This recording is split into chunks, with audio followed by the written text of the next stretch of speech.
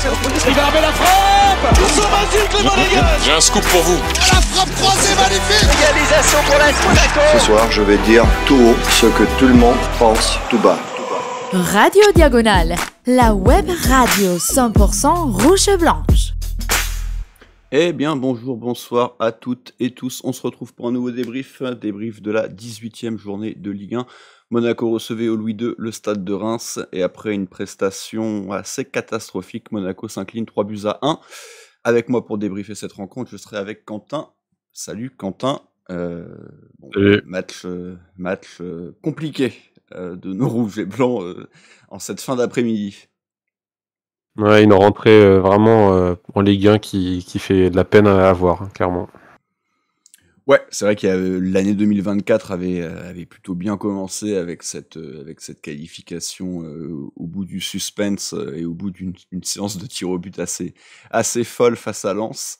Là, c'était le retour à la Ligue 1. En plus, quand on regarde le calendrier, il y avait quand même hypothétiquement moyen de faire quelque chose d'intéressant. Nous, on recevait Reims pendant que Niçois et Parisiens se déplaçaient respectivement à Rennes et Lens. Donc, on pouvait hypothétiquement penser qu'on allait récupérer des points sur à minima un des deux. Et bon, ça sera pas le cas.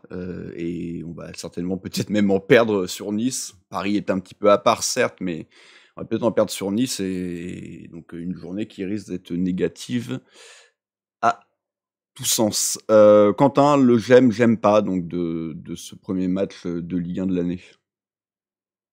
Bon, j'ai eu du mal à trouver un j'aime, mais on va dire que le seul truc positif à dire, c'est que dans l'entame des matchs, on est relativement bon. On a vu contre Lens, et là aussi, je trouve qu'on a été un peu, on va dire, dans l'envie et le dynamisme, ça, c'était là.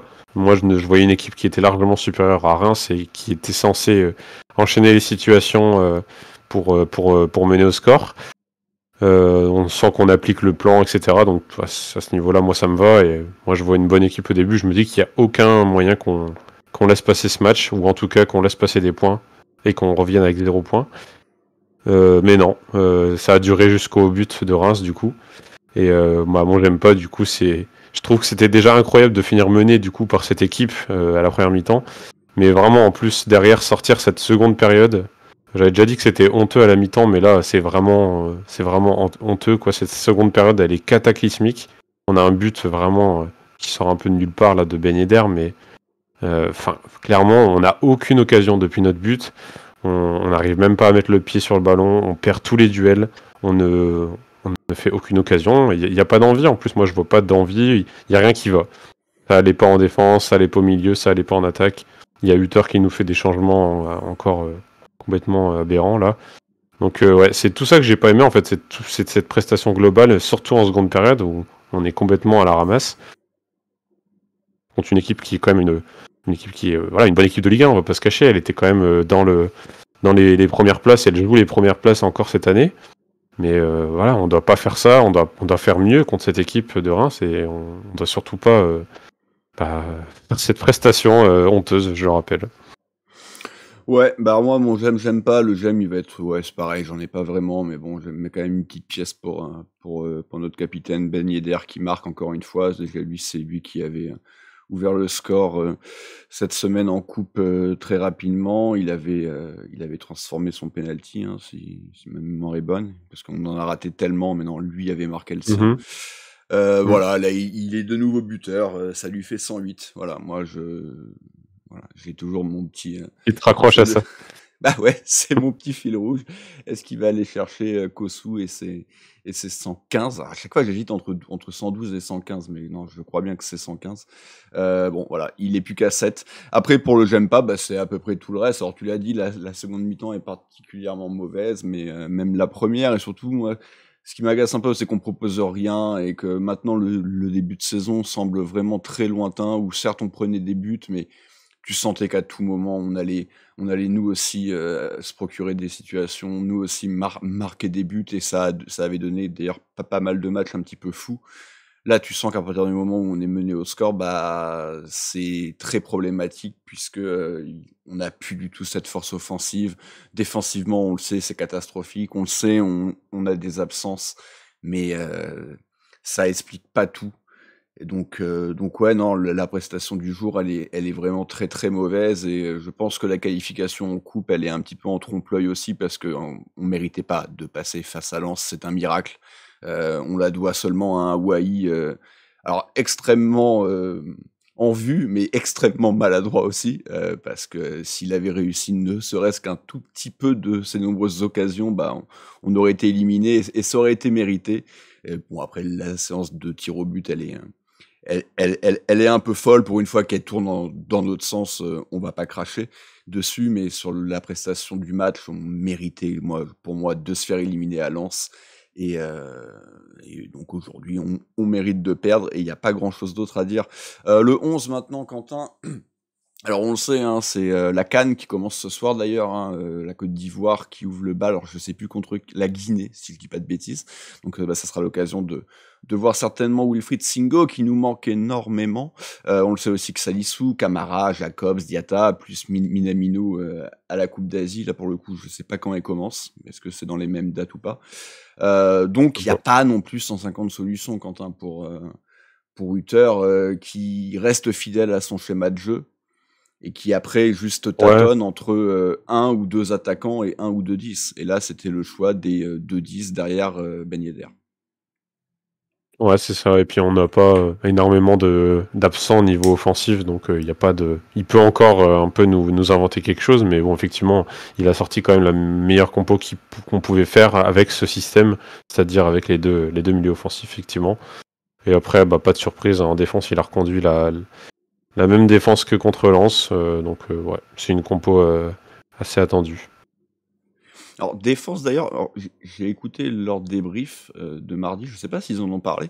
Moi, je suis quand même étonné de voir Kerrer axe gauche et Magassa axe droit, sachant que historiquement, Kerrer est quand même plus un défenseur central, voire latéral droit, comme il faisait un petit peu au PSG, et que Magassa, alors lui pour le coup n'est certes pas un vrai défenseur de métier, mais avait commencé quand même tout le début de saison, il a quand même beaucoup joué à ce poste de central gauche.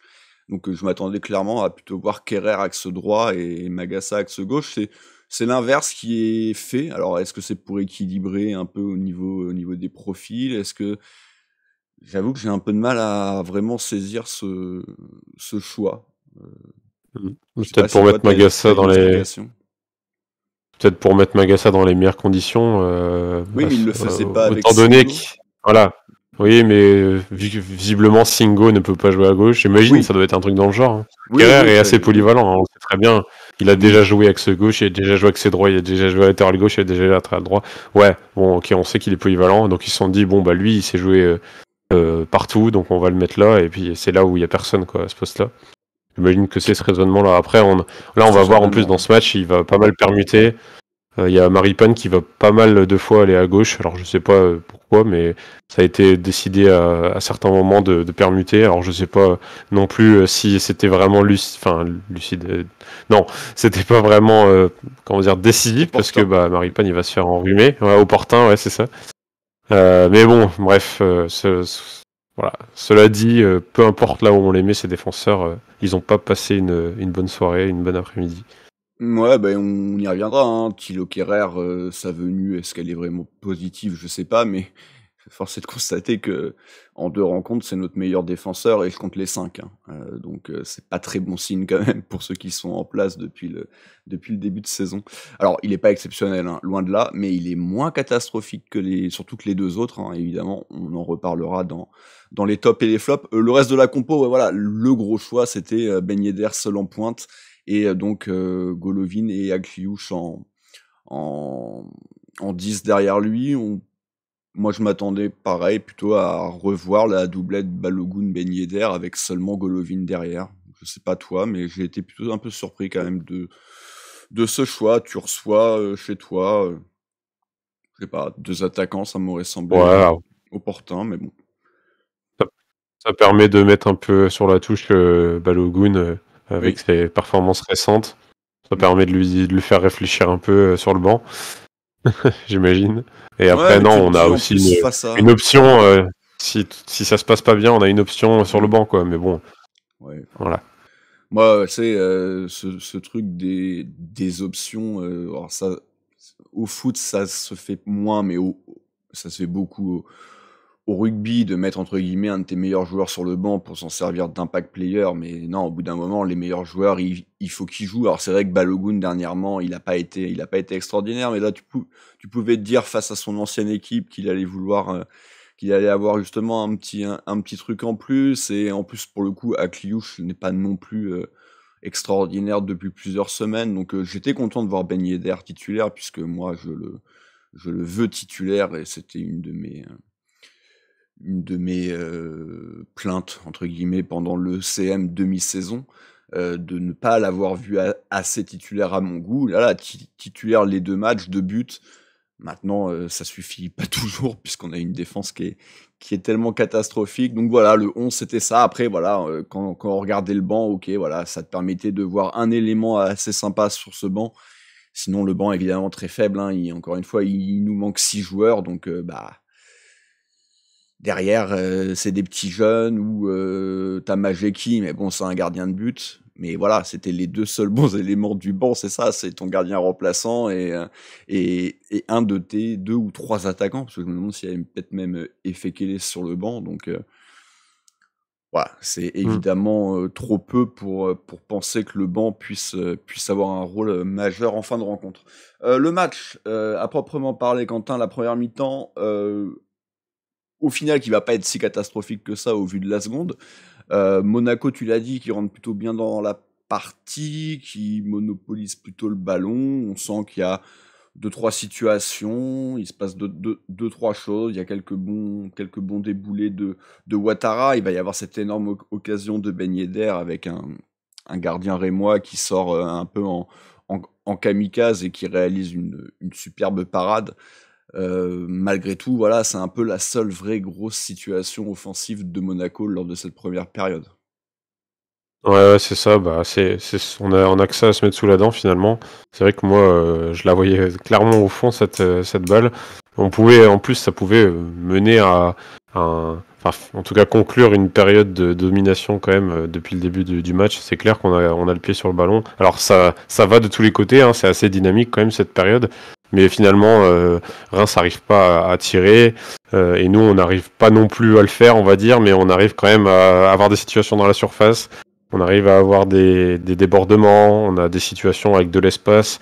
En fait, c'est ce que je disais dans mon gemme, c'est que je trouve qu'on est un peu... Voilà, on arrive en étant favori, quoi. On arrive en étant le Monaco, et qui est censé aller mettre la pression sur cette équipe. À Reims qui joue, on le sait très bien, ça fait un moment qu'on le voit maintenant, c'est une équipe qui joue, qui fait du pressing, qui est derrière assez solide aussi.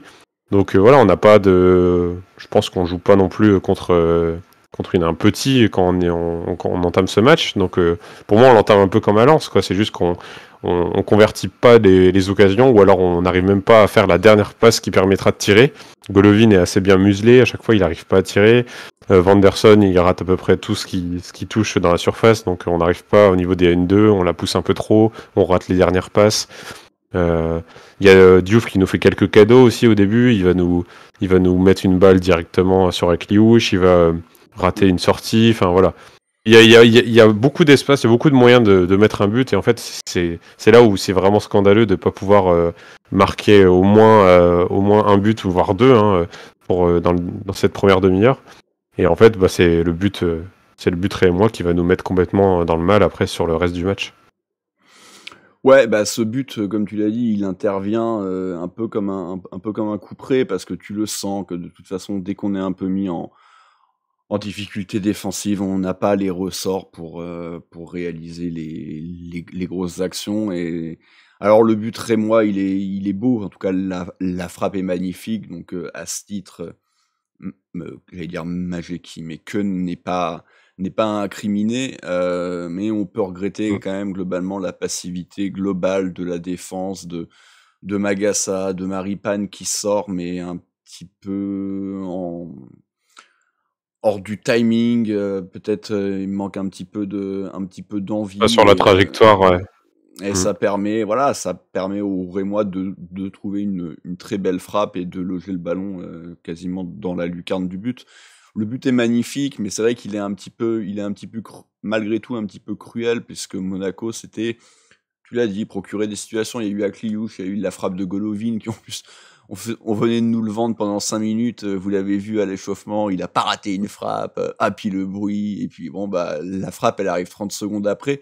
Elle est pas si simple parce que le défenseur revient bien pour le gêner, mais elle n'est pas cadrée. Ouattara, qui visiblement n'a pas du tout de pied droit, a quand même une vraie bonne situation de but, mais n'ayant visiblement aucune confiance dans son pied droit, il perd cette petite seconde, demi-seconde pour attendre qu'elle arrive sur son pied gauche. Voilà, Monaco est mené 1-0 à la mi-temps, et moi c'est malgré tout un peu la sensation dont je parlais dans mon j'aime pas, c'est que t'as pu cette sensation, mais ça fait longtemps maintenant, ok, t'es mené 1-0, mais c'est pas grave parce que ça joue bien, ça combine, ça met en difficulté l'attaque adverse, et en fait, tu n'attends juste qu'une chose, c'est un petit coup de patte, ou de Golovin ou de Ben Yedder, puisque de toute façon les autres joueurs sont trop inintéressants offensivement pour réellement faire de différence. À la pause, Quentin, va y avoir un changement.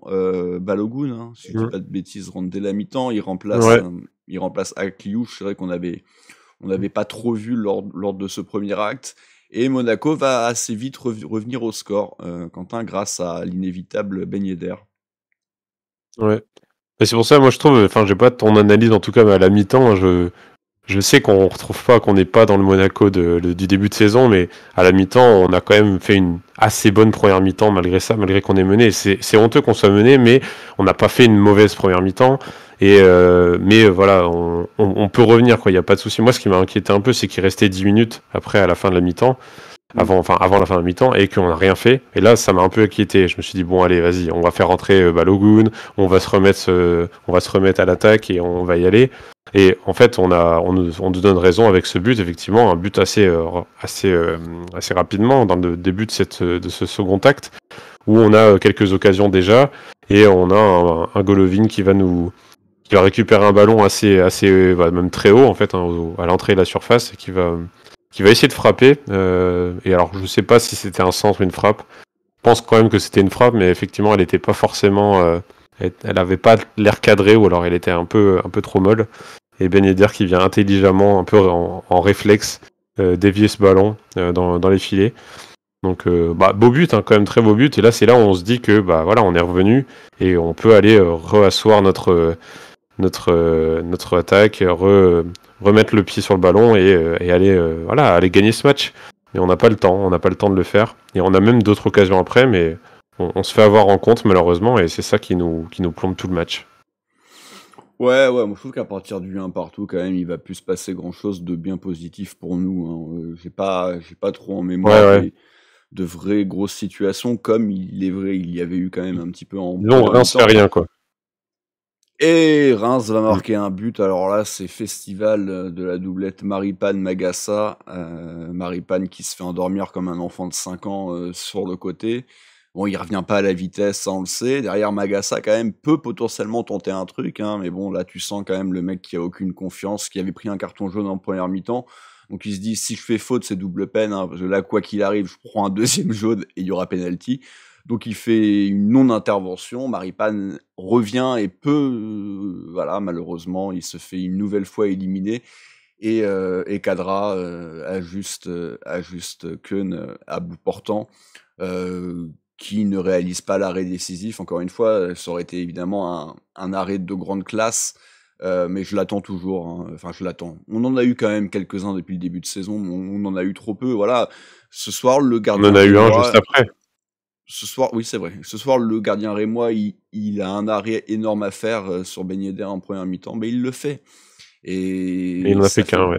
Ça fait certainement. Ouais, mais c'est un vrai gros arrêt et ça fait certainement la bascule. Le seul. Après, oui, Keun, c'est vrai qu'il y a également sur une énorme perte de balle de Magassa. Il va remporter son 1 contre 1. Donc oui, tu peux toujours estimer que sur ce coup-là, c'est un bel arrêt, encore que ça reste une sortie. Pour moi, c'est quand même différent. Mais Monaco, là, il aurait dû sortir, justement. Il aurait dû sortir sur Kadra, je pense. Il a joué mal aussi. Il sait pas trop comment ça va se passer devant lui. Puis Maripane, effectivement, il est complètement à la rue. Il joue à la Marelle dans la surface, là. Et Bon, Ouais, il je arrive même pense. pas à contrôler les ballons, quoi. C'est fait, t'as toujours un peu cette sensation que nos défenseurs et notre gardien sont toujours un peu spectateurs de ce qui se passe devant eux. Et ils attendent, C'est ils ça. espèrent, c'est pas grave, c'est le copain qui va faire la différence, qui va faire l'intervention, sans se soucier si potentiellement cette intervention est ratée. Ce qui fait que, voilà, Maripane se rate au début et très clairement, je pense que les défenseurs sont étonnés par ça. Magassa doit faire une intervention, il la fait pas. Derrière, c'est Maripane. Enfin, ouais, là, on est quand même sur un enchaînement d'erreurs individuelles et de mode spectateur, voilà, de nos différents joueurs. Pareil, où est Kerrer au milieu de tout ça? Ouattara, bon, il est pas là parce que il est monté haut et il est piston, donc à la limite, parce que c'est Flo, je crois, qui en parlait dans nos discussions WhatsApp, que Ouattara n'est pas là au début de l'action alors que c'est sa zone, oui, mais en même temps, il est piston, on a une défense à 3 et la défense, elle est censée être en place. Il n'y a pas de danger, en fait. Au pire, Maripane, si t'as un peu peur de te faire prendre, juste tu mets le pied et tu balances en touche et ça permet à tout le monde de se replacer. Donc, Mm. c'est vraiment... cette défense est catastrophique, on le sait. De toute façon, je pense que ça va être notre petit débat, mais moi, Maripane, j'en peux plus. Et quand je vois sur les réseaux... tout le monde est en train de dire, mais il faut surtout pas le perdre. Alors oui, c'est vrai qu'il nous manque déjà des défenseurs, mais très honnêtement, si on a une offre de Maripane pour 10 millions, mais il faut se précipiter dessus, il faut sauter dessus. Ce défenseur est catastrophique. C'est pas parce qu'il a un petit peu de grinta qu'il lève les bras au ciel et que ça le fait passer pour un pseudo-leader, que c'est un bon joueur. Maripane, depuis qu'il est au club, c'est mauvais. Encore une fois, c'est vraiment mauvais et il n'y a pas grand-chose de positif pour lui. Il y a eu quelques buts. Il a marqué son penalty cette semaine, bravo, tu peux partir sur ça, mais la prestation du jour, elle est infâme, elle est indécente pour un joueur de son âge, de son expérience internationale. Non, moi, Maripane, depuis qu'il est chez nous, c'est un énorme Et moi, raté. j'ai l'impression qu'on s'est tellement habitué à la médiocrité. Genre, honnêtement, hein, ça fait un moment qu'on n'a pas eu de vrais défenseurs, de vrais bons défenseurs. Et on va dire mais- qui Tu sont... vois, Et je sais pas, genre, c'est vrai que moi, je me dis Maripane, ça va encore, tu vois. Et en fait, peut-être, non, du coup. Évidemment, je le mets en dessous de Singo, évidemment. Alors, peut-être pas évidemment, mais en tout cas, pour l'instant, je le mets en dessous de Salissou. J'ai pas encore tout vu de Salissou, mais évidemment que il a pris, il aurait peut-être fait un meilleur match que lui à ce niveau-là, à gauche, là, et surtout là, quand il se fait enfumer. Mais bon, qu'est-ce qu'on va avoir à la place de Maripane? C'est aussi ça que je me demandais. Et c'est aussi là, quand je vois cette prestation-là, bah ouais, au bout d'un moment, tu te dis, faut tourner la page et faut avancer avec une nouvelle défense, parce que là, c'est plus possible. Mais c'est ce qu'on dit toujours. Bon, du coup, on est un petit peu sur le débat, et tant mieux. C'est ce qu'on dit toujours. Est-ce que on sait ce qu'on perd, mais on sait pas ce qu'on gagne à la place? C'est une certitude. Mais là, le problème, c'est que on sait ce qu'on perd, on perd pas grand-chose. Voilà. Encore une fois, on perd pas grand-chose. Donc non, il faut se précipiter sur s'il y a une offre réelle de 10 millions pour ce joueur-là, il faut de ce pas le vendre. Parce que de toute façon, on le voit bien, il nous manque des joueurs et c'est vrai que du coup, tu peux te dire qu'en défense, si lui aussi part, ça fera toujours un joueur de moins. De toute façon, ça change rien. Des buts, on en prend à l'appel. On en a pris 2 face à Lens, on aurait dû en prendre plus. On en prend 3 ce soir à domicile face à Reims. Bon, le prochain match, Rodez, on peut espérer que ça va un peu mieux se passer défensivement, encore que c'est même pas sûr. Donc non, mais Maripane, c'est plus possible. Singo, très clairement, en 6 mois, on a vu tellement plus. Salissou, en quelques matchs, pour l'instant, ça n'a rien d'extraordinaire, mais j'ai quand même vu des meilleures choses. Kerrer, c'est pareil, ça fait que 2 matchs qu'il est là. J'étais loin d'être enchanté par son arrivée, parce que c'est vrai qu'on a quand même pas mal en tête le Thilo Kehrer du PSG, qui était un peu l'élément faible dans une top équipe, mais ça restait l'élément faible. Il avait, je dis pas de bêtises, il y a eu la stat, mais il avait concédé 40% des pénaltys parisiens, à savoir 4 sur 10. Si ça avait été 2 sur 5, un peu moins impressionnant, mais 4 sur 10, ça commence à faire un petit peu. Force est de constater qu'en 2 matchs, sans être extraordinaire, c'est déjà plus un joueur de foot que Maripane, il a plus de qualité de vitesse. Surtout qu'en plus, avec notre entraîneur, on a quand même cette tendance à vouloir jouer plutôt haut. Et donc avec un Maripane, bah, c'est quand même un petit peu se tirer une balle dans le pied que de vouloir jouer comme ça. Donc ça parle toujours de Brassier, ça parle de Badé qui ne joue plus en Espagne. On verra. Est-ce que ça sera forcément des bons choix? Ça, j'en sais rien. Ce que je sais, c'est que Maripane ne fait pas l'affaire, n'a jamais fait l'affaire et doit partir à partir du moment où on a une offre. Il arrive en plus en fin de contrat. Donc il faut s'en débarrasser le plus vite possible. Et si les Rennais sont prêts à mettre 10 millions dessus, bah pour moi, il ne faut pas hésiter une seule seconde. Je sais que ça fait un petit peu débat. Il y a vraiment les deux équipes, mais ouais, expliquez-moi réellement ce que vous Non, aimez chez Maripane, hein, à part le fait qu'il a un peu de grinta parce que c'est un défenseur sud-américain, en plus en chilien. fait, moi je trouve c'est. Mais bon. Mais je pense que tout le monde est d'accord avec ça. Tout le monde est d'accord avec le fait que si Ouais, il y en a on plein qui le doit, si on considèrent a comme 10 le meilleur millions. défenseur. Hein. Oui, non mais d'accord, mais bon, voilà, sans outrepasser ces gens-là qui ont évidemment tort. Il faut partir du principe que à 10 millions effectivement on le vend et que mais par contre pourquoi maintenant quoi? Genre pourquoi on se dit en hiver tiens il faut vendre Maripane? Ça vient d'où? Genre on a passé un mercato d'été de 2 mois là où à prendre des defs, ça fait un moment qu'on nous dit qu'on va amener Tozin, je sais pas quoi. On est là, on arrive, on met Magassa titulaire dès les premières journées et on se dit que tout va bien quoi, tout est normal. Et en fait non, effectivement, et on manque de défenseurs et on a toujours Maripane Magassa et là on parle de Maripane, du problème Maripane, ok on le vend, on en rachète un autre, d'accord, et j'espère que ça se fera, si ça voilà. Mais dans ce cas-là, on a toujours Magassa à droite, donc qu'est-ce qu'on fait avec lui aussi? Enfin, voilà, c'est moi franchement là je suis. Ah oui, ouais, mais là tu parles que pendant. Moi en fait la CAN, je la mets de côté oui. la CAN. C'est pas parce il y a que toujours la CAN, ouais.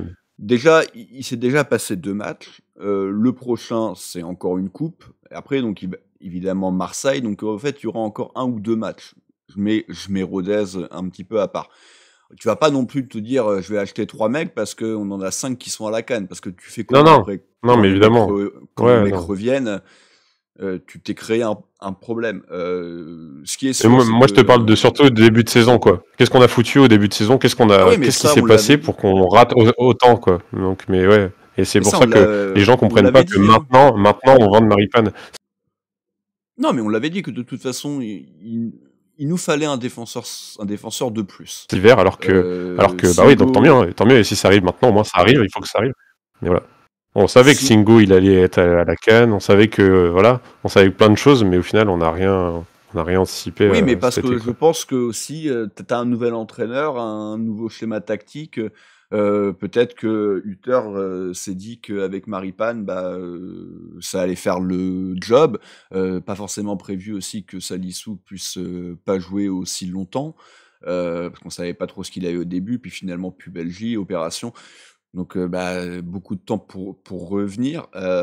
Donc moi je continue de prêcher pour Zakaria en défense centrale.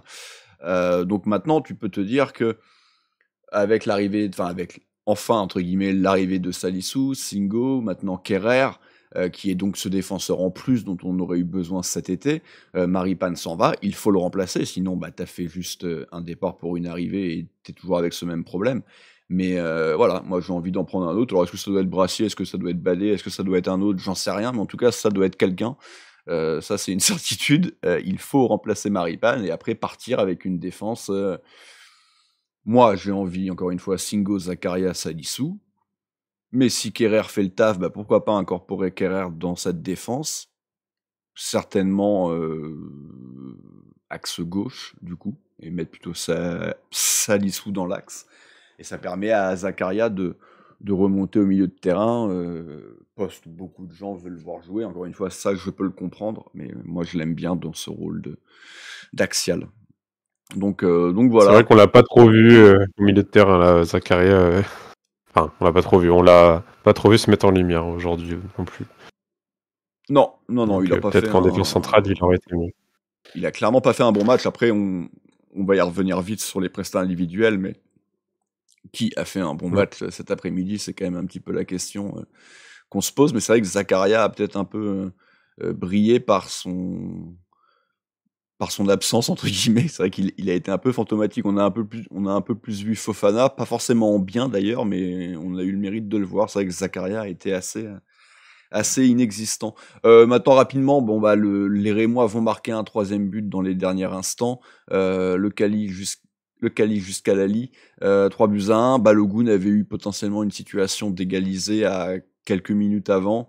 Frappe en pivot, frappe trop molle dans les gants du gardien rémois. Tu l'as dit, Hutter va quand même procéder à pas mal de changements, aussi bien de joueurs que de tactique. On n'a pas trop bien compris d'ailleurs comment réellement on a fini, parce qu'on avait 3 attaquants sur le terrain. Ben Yedder était au milieu. Ouais. Bon, ça allait pas. Il y avait une grosse densité vraiment devant la surface. On envoyait les ballons. Enfin, ça ressemblait à rien. Clairement, il y avait rien à garder. Du bricolage. Et bon bah de temps en temps, il peut y avoir des miracles. On a vu le but de Boadou à Nantes. C'était un miracle, mais globalement, quand tu fais rentrer Boadou, faut pas t'attendre à grand chose.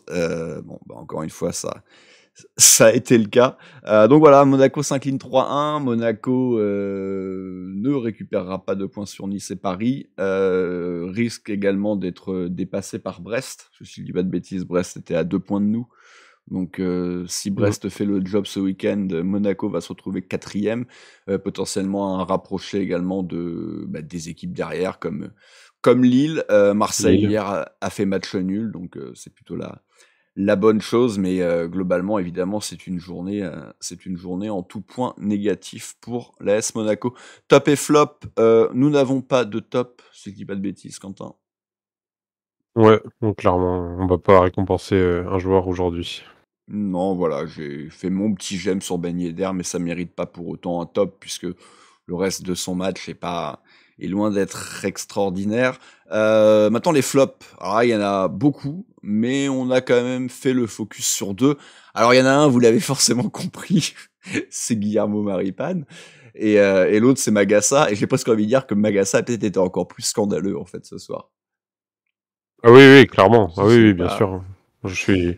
Il y avait rien qui allait non plus sur son côté droit. Ça, c'est clair. Il prend même un jaune. Peut-être qu'on aura la chance. Je sais pas si c'est une chance, mais on va peut-être avec justement cette arrivée de Kerrer, Salissou, peut-être un défenseur de plus. Peut-être que dans cette seconde partie de saison, ça va être notre 3e milieu de terrain. Ou 4e, selon si Camara revient ou pas à un bon niveau. Mais peut-être le revoir au milieu pour voir des meilleures choses. Parce que c'est vrai que derrière, il est un peu perdu, il a pas les épaules, il panique beaucoup, des pertes de balles, des cartons jaunes encore une fois. Ouais, c'est très compliqué pour Magassa. Alors, des contrôles manqués.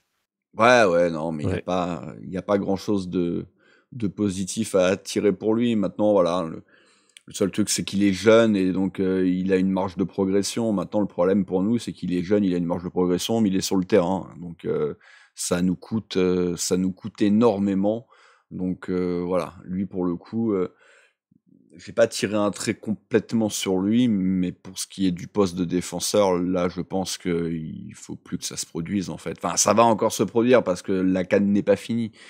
Mais il faudra, une fois que la CAN sera terminée, une fois que tout le monde sera arrivé, une fois qu'hypothétiquement, on aura pris ce défenseur central en plus, ou en tout cas pour remplacer Maripane, voilà, il faudra que ça soit un joueur de banc qui rentre de temps en temps, comme on a pu faire avec Akliouche, avec Ben Seguir. Là, il s'est tout de suite vraiment, il a tout de suite été propulsé titulaire du fait des blessures, du fait du schéma tactique, maintenant du fait de la CAN. Mais c'est un titulaire par défaut, un poste qui n'est pas le sien, donc il faut passer outre. Le reste des prestats individuels, Quentin, Philippe Keun qui retrouvait sa place dans les buts après un intérim plutôt intéressant de Majeki. Ouais. Est-ce qu'il n'est pas temps de donner la chance à Majeki dans les buts?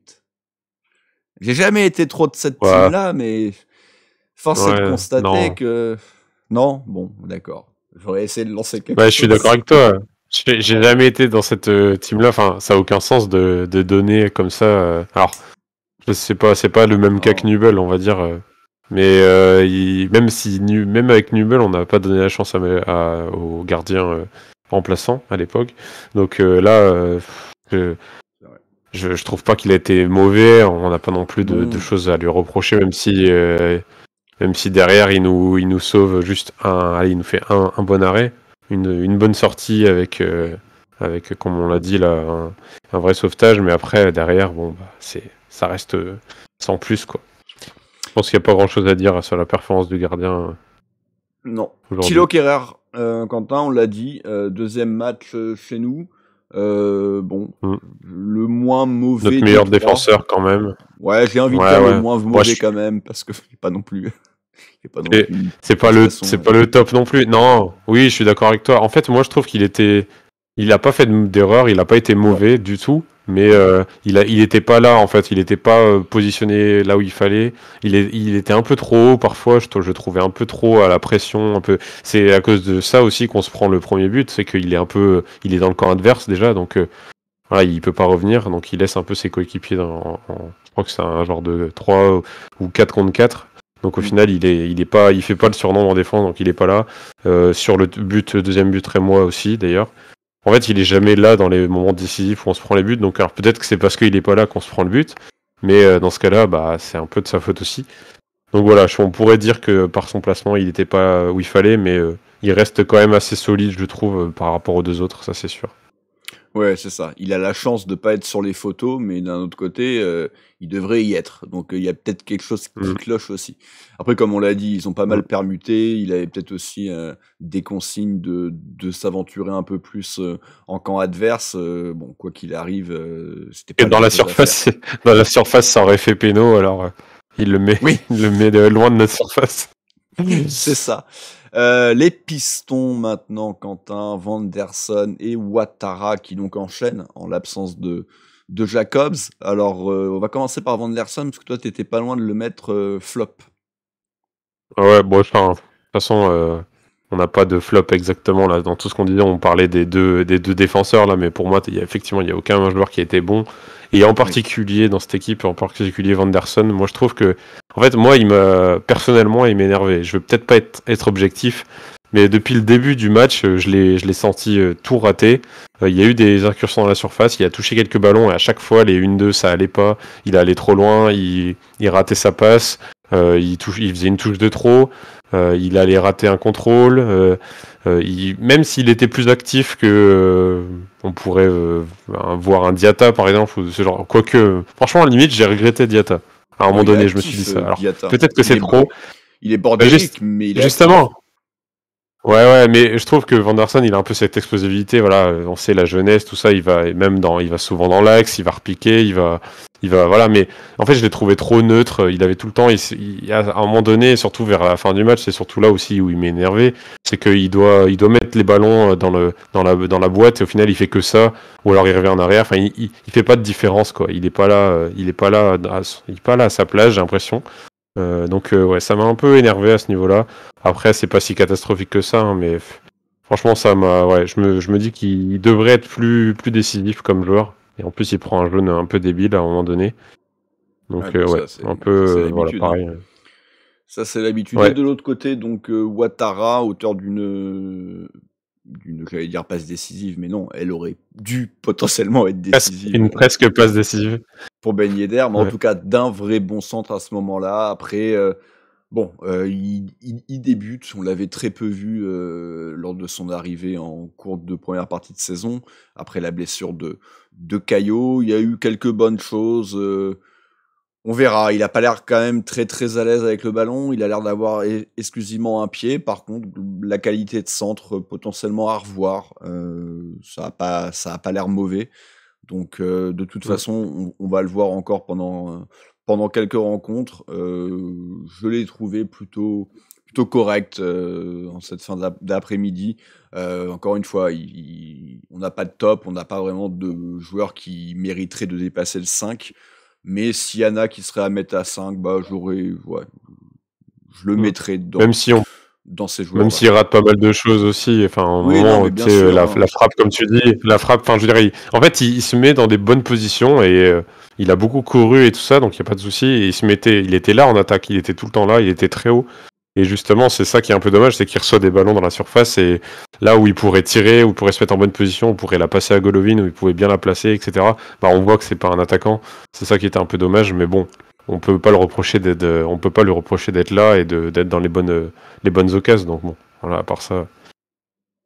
La paire de milieu de terrain, Zakaria Fofana, décevant, hein, parce que là, pour le coup, c'est censé être notre force, être un peu quelque chose une certitude, voilà. C'est censé être une de nos rares certitudes, cette doublette. Bah aujourd'hui, elle a pas été bonne. Alors je sais pas si elle a vraiment été dominée, mais en tout cas, elle a pas su créer de décalage, créer des différences. Même Fofana, on l'a pas vu trop s'essayer, alors que d'habitude c'est quand même un petit peu son petit péché mignon, mais là, compliqué pour les deux et décevant parce que voilà, encore une fois, c'est censé être un de nos points forts à peu près sûrs, quoi. Ouais, là où on voit aussi un Denis Zakaria qui était censé être... Enfin, moi, vraiment, c'est un de mes joueurs préférés de cet effectif, hein, forcément. Très technique, très... tout ce que tu veux, c'est un joueur qui est de haut niveau, clairement. Là, c'est le seul, en tout cas, qu'on peut dire... Un des seuls, pardon, parce que c'est pas le seul, qu'on peut dire que c'est un joueur de haut niveau, vraiment, dans cette équipe. Et bon, j'ai regardé la stat là tout à l'heure, on parlait du fait qu'on a plus vu Fofana. Au final, on a plus vu Fofana parce que Fofana va toucher des ballons un peu plus haut sur le terrain, un peu plus en métronome et voilà, faire un peu plus de différence. Là où Zakaria a touché en fait plus de ballons que Fofana, mais plus bas forcément, un peu partout. Il a fait beaucoup de retours défensifs. Mais ce qui m'a étonné aussi, ce qu'on voit pas souvent, c'est il a perdu beaucoup de ballons dans des points clés, là où derrière, il n'y a pas grand-chose pour rattraper la balle aussi, hein, on a vu les défenseurs. Et il s'est fait beaucoup prendre à deux, il avait été un peu trop esselé, je trouve, et il n'avait pas de solution, quoi, à l'image de toute l'équipe. Donc ouais, un peu déçu de ces deux prestations, et puis en plus Fofana qui sort relativement tôt, j'allais dire, mais en fait, c'est pas vraiment tôt par rapport à 8 heures. C'est tôt par rapport à 8 heures, quoi. 72 minutes, c'est vraiment un premier changement, quoi. Normalement, c'est ça. La plupart du temps.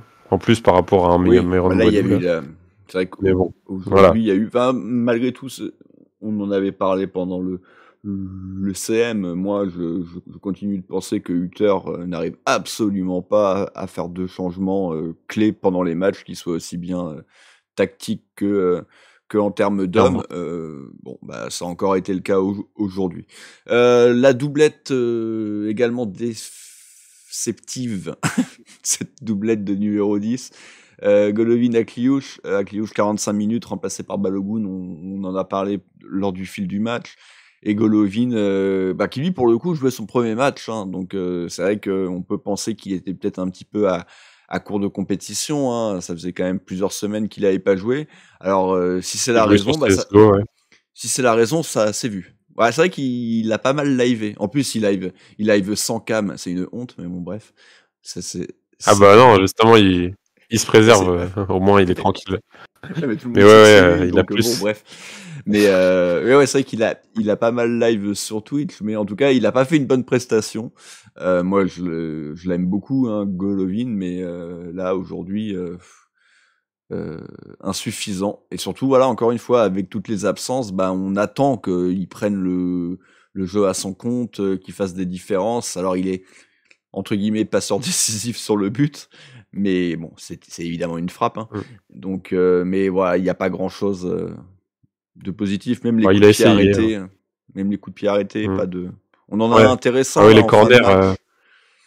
Espèce de sur l'attentat sur Balogun. Il essaye de la mettre au second poteau. Ça aurait dû donner un corner d'ailleurs, mais bon, bref. C'est pas très grave. Hein. Ah, plusieurs fois, oui. Il y a des corners non suspects.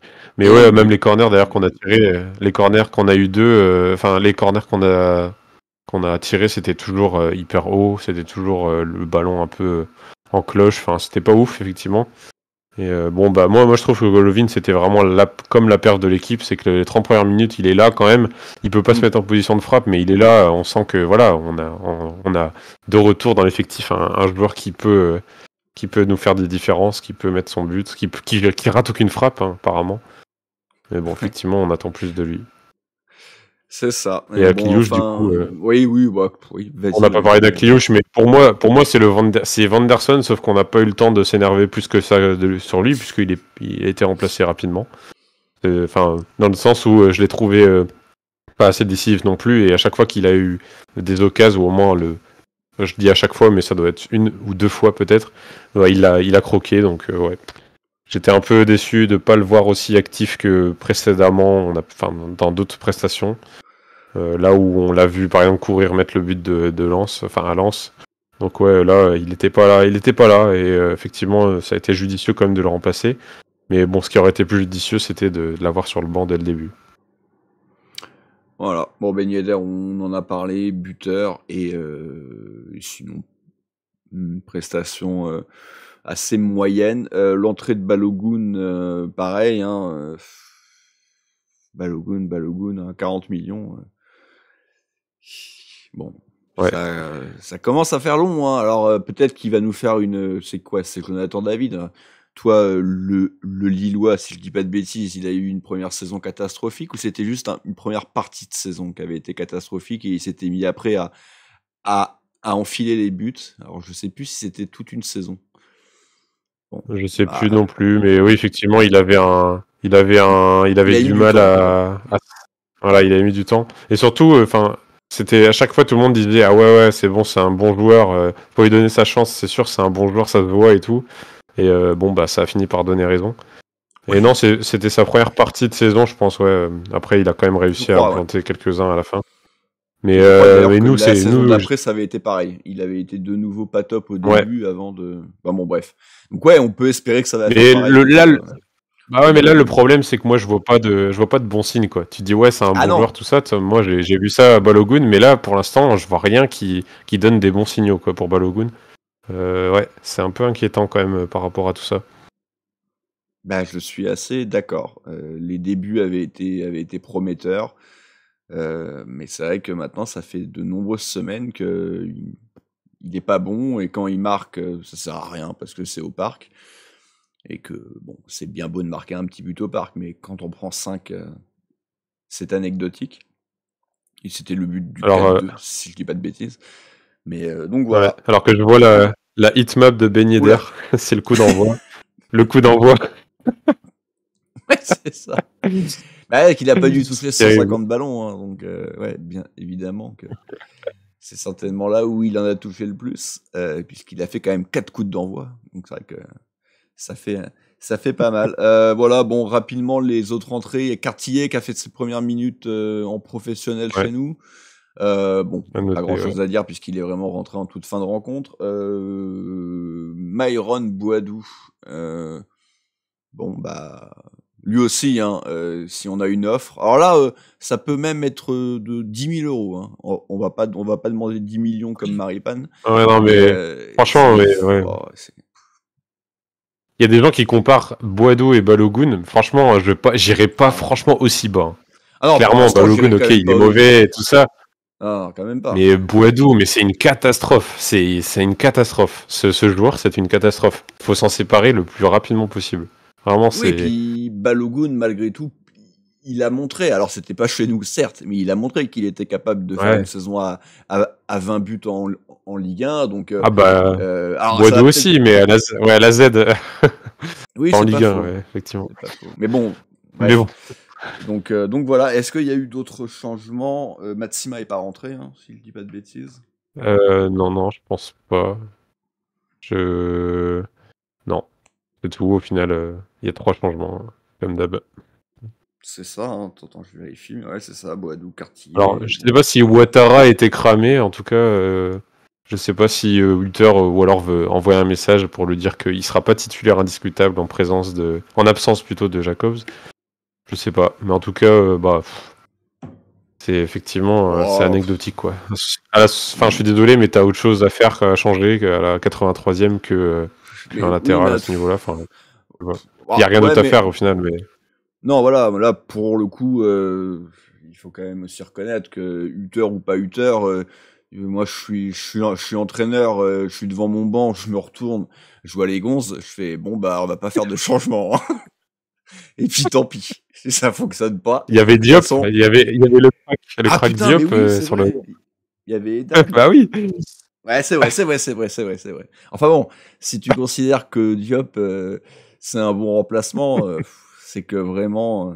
En tout cas, voilà, Monaco s'incline 3-1. Une fois n'est pas coutume, hein, les absents ont toujours raison quand ça se passe mal. Bah ouais, encore une fois, hein, c'est terrible, hein, parce que entre Caio, Mbolo blessé, plus tous ceux à la canne, bah tu peux que penser à ça et te dire que ces 3 points de Avec une perdus mauvaise passe. cet après-midi et que le mois de janvier risque d'être très très long. Mais justement, ce mois de janvier, Quentin, il continue la semaine prochaine. On va maintenant faire notre petite section prono. Alors, section prono qui a été honteusement oubliée après le match de coupe de cette semaine. Je dis bien honteusement parce que globalement, on était catastrophique depuis plusieurs semaines. Et pour une fois qu'il y avait eu un bon pronostic, ça a été oublié. Donc, il faut rendre à César ce qui m'appartient. J'avais pronostiqué tir au but. Alors, j'avais pas dit qu'on allait gagner ou perdre. D'ailleurs, j'avais juste dit tir au but.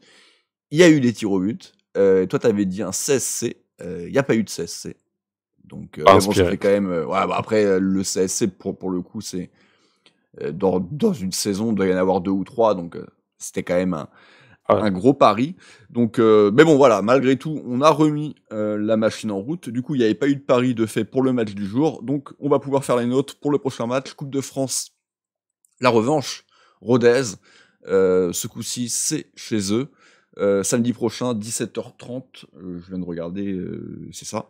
Donc, à voir. Ça sera évidemment sur beIN et certainement sur un des France 3 régions. Si c'est lors d'un multi, j'avoue que je m'intéresse pas trop à ça. En tout cas, pour moi, ça sera beIN. Quel est ton prono pour cette rencontre, Quentin ? Bah moi alors du coup à l'image de la rencontre de l'année précédente, hein, de l'année dernière, on a eu du mal quand même. Alors non, clairement pas. Je trouve à l'image justement de. Non, apparemment non. Ouais. Oh, bah, c'est bon, ouais. Non, je voulais dire qu'on aura du mal. On aura du mal parce qu'on s'est fait égaliser à la 80e l'année dernière. Donc là, je pense que cette année, on va pas se faire égaliser. Je pense qu'on va l'emporter quand même. Hein. On va mettre un peu de positif, tu vois. On va finir sur une note positive, mais on va l'emporter que d'un but d'écart. On va se faire peur. Peut-être un 1-0, peut-être un 2-1, mais peut-être même un 3-2 si ça s'affole. Et je pense qu'on va pas voilà, je pense pas qu'on va l'emporter avec une large victoire, en tout cas face à cette équipe de Rodez à l'extérieur. Et ben moi de mon côté, ça sera doublé pour Folarin Balogun. Doublé. Le retour de Balogun. Alors, je vais entre guillemets un petit peu me mettre un petit matelas de sécurité. Alors, il est très léger, hein. Au moins 2 buts. Voilà, parce que s'il en met 3, c'est ce que j'allais te dire. Est-ce que s'il en met 3, ça valide? Voilà. Donc au moins 2 buts. J'ai déjà mais j'ai envie d'y croire. Écoute là, parce que je pense qu'il sera clairement titulaire. J'ose espérer qu'on aura une attaque à 2, une équipe de Ligue 2. Allez, c'est le moment de te relancer et puis et potentiellement de lancer la machine pour nous faire une deuxième partie de saison de qualité. En tout cas, voilà. Merci Quentin de m'avoir accompagné donc pour ce petit débrief de la 18e journée. Il y aura peut-être une émission dans la semaine mercato si ça bouge, mais bon, a priori, ça semble pas vraiment parti pour. Hein. On a l'air d'être assez... On verra. Voilà, il y a toujours cette histoire Maripane, mais est-ce que ça méritera de faire une émission que pour Maripane? On sait, je pense pas, mais si en plus il y a une arrivée, on vous proposera peut-être ça. Sinon, ça sera débrief samedi prochain après la rencontre. Voilà. Merci Quentin de m'avoir accompagné. D'ici là, portez-vous bien et Dagemunegu. Et bisous.